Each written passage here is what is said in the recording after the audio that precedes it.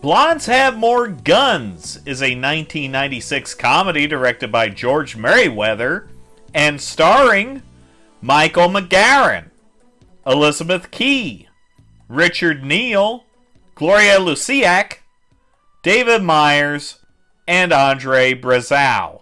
Wow, look at how this movie starts.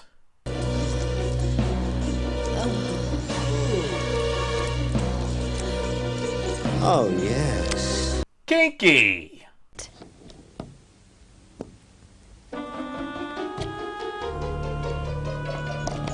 Well, that's stupid. And he's fucking dead. He's wearing a rug. Fuck you! Well, I just don't get it.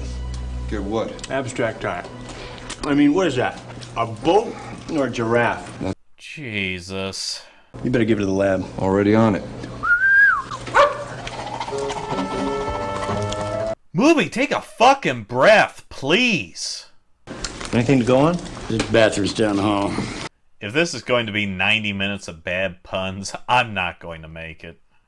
And the captain is suddenly drunk for some reason.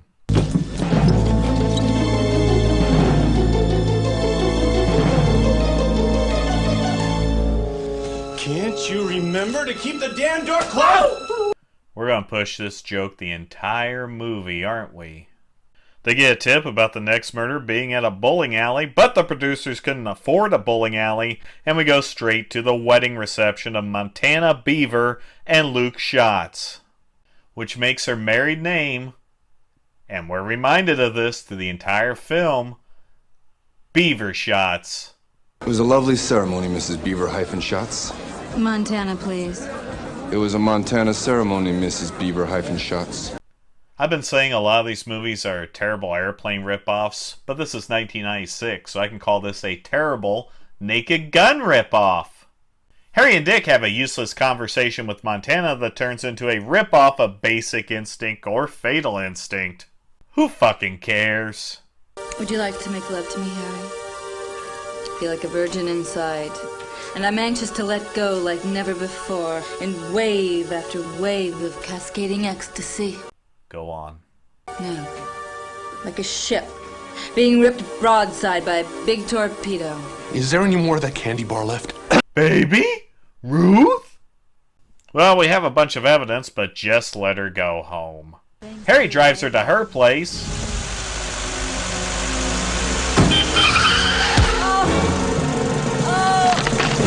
Huh? Well, looks like we won't be needing this anymore. Alright, 2 of them landed. And here are some various hospital antics. They learn about Montana's sister Dakota. She'll be here shortly. She has an appointment with her gynecologist this afternoon. Her schedule has been tight, but she has a small opening, so it shouldn't take that long. Whoa! Then to continue the ripoffs, here's their doctor shaking Lyle and Montana down for money, a la Indecent Proposal. This sequence drags out way too long. Oh, I do love you, and we do need the money, and it was you who ran me over with the car.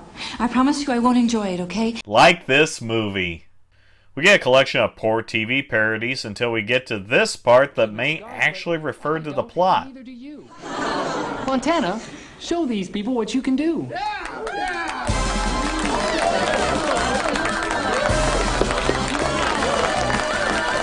Nope, not at all. Right now, and for a limited time only, if you call the number on your screen, you can sleep with my wife. That's probably a real 900 number that ran on USA Up All Night. Dakota shows up and says something about Montana, then seduction begins. There's a shrink scene. I don't care. You wanna know why? 'Cause he's immediately fucked to death. Meanwhile, Harry, Dick, and the captain meet to discuss the case at a local diner. Oh, Lorena, hot dog. Came down and jumped right on catching. Hey, boy, remember? 90s. Here's an entire scene full of bad gags featuring the police psychologist. The priest is administering the last rites. And the lush right breast against the sternum started his heart beating irregularly.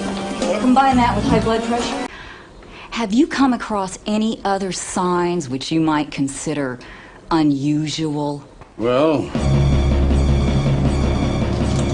one of our boys at the crime lab found this.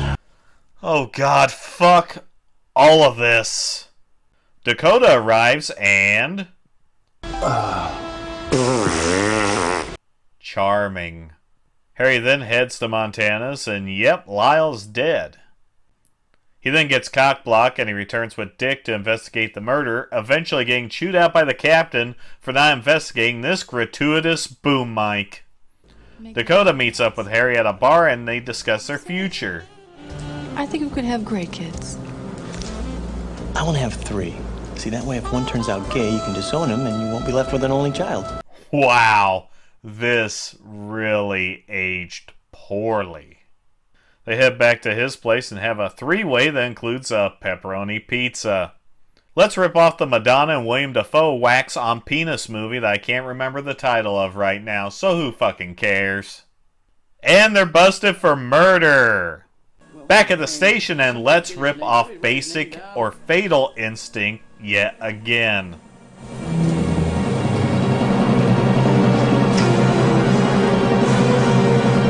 Was that a penis?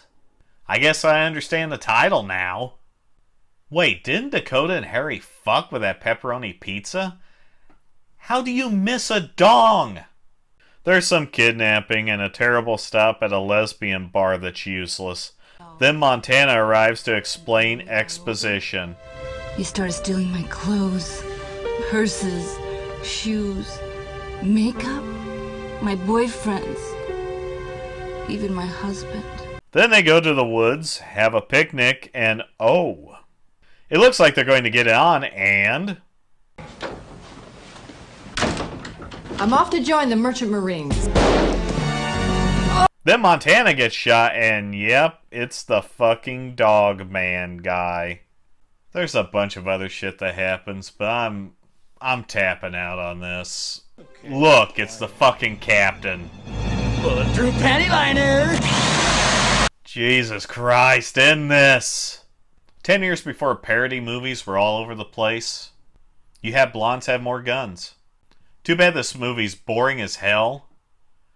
Doesn't really have a plot either. I guess it does have a plot if you want to call it that. It's more like something that shot out someone's ass and then flushed down a toilet. The way this thing was written, it almost feels like they just threw everything against the wall. See what sticks. Which turns out to be jack shit. Only 2 actual jokes really hit, and those are mainly because I'm an immature fuck. For a comedy, Blondes Have More Guns is really sadder than it is funny, and winds up being a complete waste of time.